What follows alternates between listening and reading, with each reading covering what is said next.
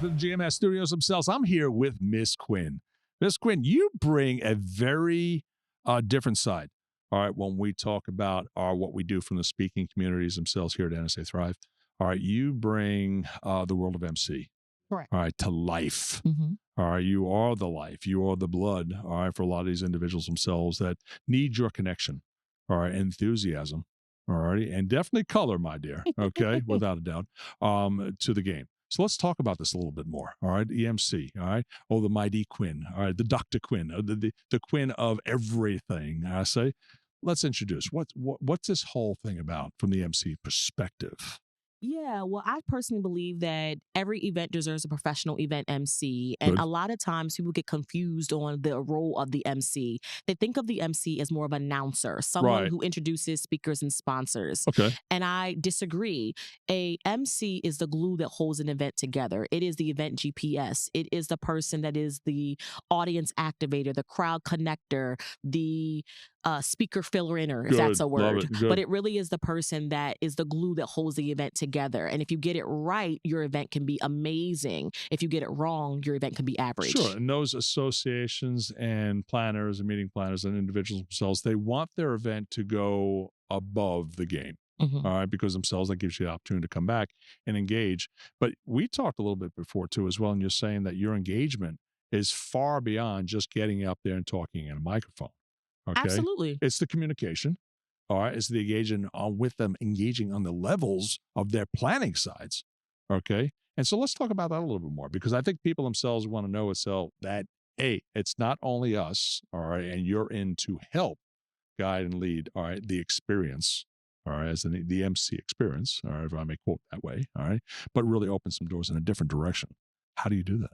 So I consider myself an extension of the event planning team. Good. So when I'm talking to planners, conference producers, and I say, listen, if you're looking for someone to simply introduce speakers and sponsors, I'm not the right person. Okay, good. I am the person that is with you before the event, on site, and off stage. Mhm. So my job, my goal, my duty, my responsibility, what I'm really, really good at Yeah. is making sure that attendees are activated from start to finish. Good. And that is on and off the main stage. So it is like, for example, here at Thrive, I told them, let's do Thrive TV. Okay, Right. good. Love it. And Thrive TV was an idea that I had because a lot of times when you're at conferences and events, some of the great conversations happen inside of the main stage or Sure. in the breakout rooms, but the real conversations are by the bathrooms. They're in the hallways.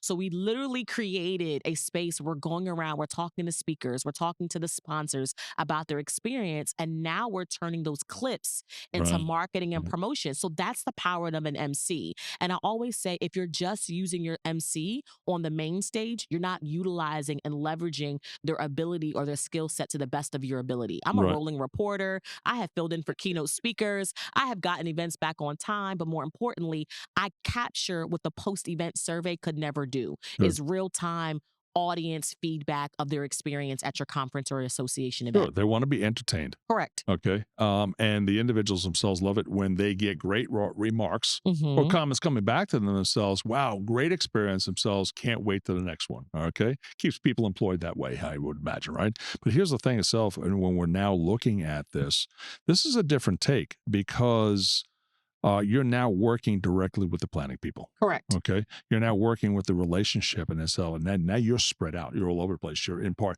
many times themselves when MCs come out, and I've seen it many times, so have you, okay, where they're reading off their iPhone, okay, or they're reading from it, and this individual, and it's just, The so snooze fest. I'm thinking itself, you're bringing the glitz, the glamour, okay, the excitement to the program, all right, but you're knowing more about the presenter. You're knowing more about the individual who's coming up Correct. and talking about tax, okay, and you're engaging the sensors themselves to keep them off the phones, okay, and now to what? Focus on what's happening on Main Street. So let's talk about something that you just said, the senses. Good. And I think that a lot of MCs and speakers focus on one of the five senses. Okay. And my ability is to make sure that the attendees are experiencing the event using all five senses. Five senses, right. They should be able to touch, taste, smell, and feel your Mm. event. And one of the things, I mean, I'm into fashion, but I'm not a fashion person just because I like to look great.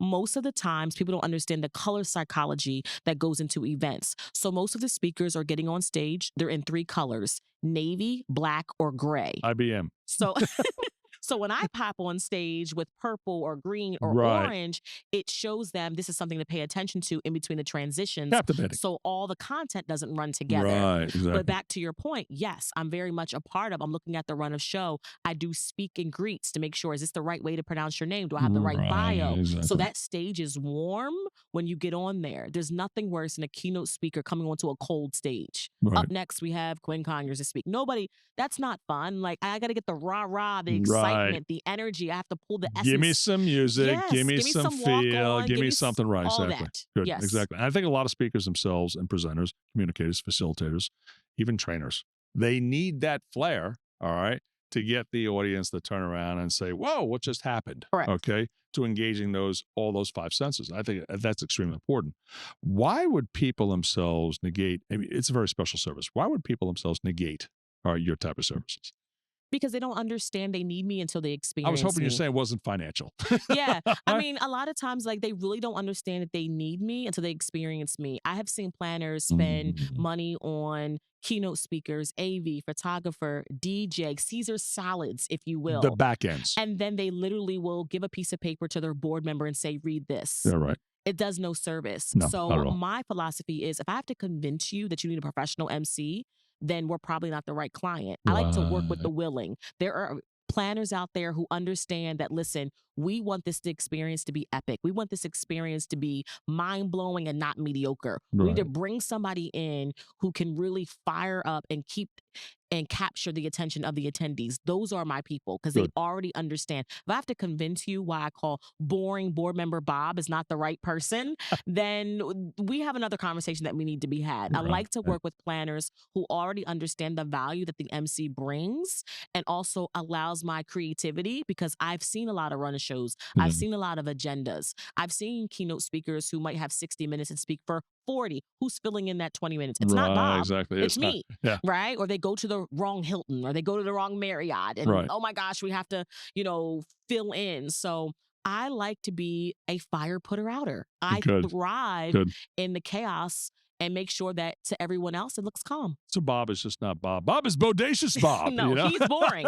Bob is boring Bob, right? If he was bodacious, he could probably do the job. Right. And I'm just being a little bit silly, but there are a lot of people who outsource this to a voluntold person. Yeah, right. And I believe that they will see a shift in their Sure attendance. they will. They'll see a The shift reactions in, themselves. yeah, just the overall experience if they hire a professional. I think that's very, very unique and a very different approach themselves. And I think people really need to hear this. All right. Type of clientele, people that really need to engage us, the associations, corporate events. COVID took out a lot of engagement, a lot of bigger meetings and things of this nature. All COVID right. is where I shined Exactly. All right. because they were Because like, they needed they needed me. that experience. Yeah. They needed that So experience. my people are definitely associations or multi-day conferences. Good. Because here's what I say. If it's a one-day event, you can probably, get through it, battle through it, find someone who's willing to do it. But when you have a 3-day event, a 4 or 5-day convention, you need someone who has stage stamina. That's right. Someone who can keep up making sure that day 1 is just as lively as day number 4 or day That's number right. 3. So a lot of associations and multi-day conferences love me because number 1, I can capture and keep the attention of their audience. But Good. number 2, their keynote speakers might change every year, Yeah. but you can have the same MC. That's right. Now I'm an extension of the team. My Sure. biggest compliment is, oh, how long have you been working with this association? Yeah. How long have you been working with this conference? Yeah. Because I should be an extension, not an add-on. Sure. And that's what, again, a lot of associations, because they do have multi-day events and they understand that if this event is boring, if it's basic, if it's, snooze fest, then I might not return. I might not renew my membership. I might not refer potentially other members. But if And it we've is an seen that experience, time we and have. time and time And again. it's like, why are we accepting this? It's almost like we're all suffering in silence. It's Yeah. like you can hire someone to bring this to life, especially you don't want to lose your attendees in the gap, Right. is what I say. And the gap is during lunch, during the breaks, because it's like, oh my God, I already know Bob's going to get back up here. Sorry if your name is Bob and you're listening. No shade. I'm just giving an example. Right. But if you know there's going to be some color, some liveliness, some music, you're Right. excited to come back to the main stage. Good. Good. That's a relationship that you're building out there. Correct. Okay. And this whole relationship itself really has meaning. And so Yeah. you were stating itself across, maybe it's a 4-day. Okay. And it depends upon the content that's coming into this conference or meetings or whatever the case may be. But you're bringing the brilliance, Mhm. all right, and the brilliance of this relationship that's engaging and keeping people's senses, all right, what we talked about earlier, keep the senses engaged. And that's wild to the fact to sell the people that they don't, NSA is going to need you. You know that, right? Mhm. Not to Mhm. say, oh, I just I just stepped on NSA, right? I said no because they do a lot of great things and they practice. But I think that the fact to sell other different type associations and corporate events and things of this nature. But I'm thinking itself out there, individuals really need that sense of opening up, all right, what the dull and doldrums would be. Mhm. Okay. Mhm. If Bob, sorry, if Bob got back up there, maybe we'll call them Betty. All right. So, what the case may be. But I think that's an engagement itself people really need to latch on to. Okay. I Without a agree. doubt. How do people reach you? The best way to reach me is two different ways. Okay. LinkedIn is my favorite place. Good. So LinkedIn or just go to quinnconyers.com. But LinkedIn or quinnconyers.com is the best way to connect with me, exchange event energy, and that's the best way. You're looking for relationships. You're looking for continuity. You're looking for in the engagement already, and you're looking for ways themselves to really take meetings themselves to the next level. Correct. And that's what it is. And you're opening those doors themselves to other events themselves down the line.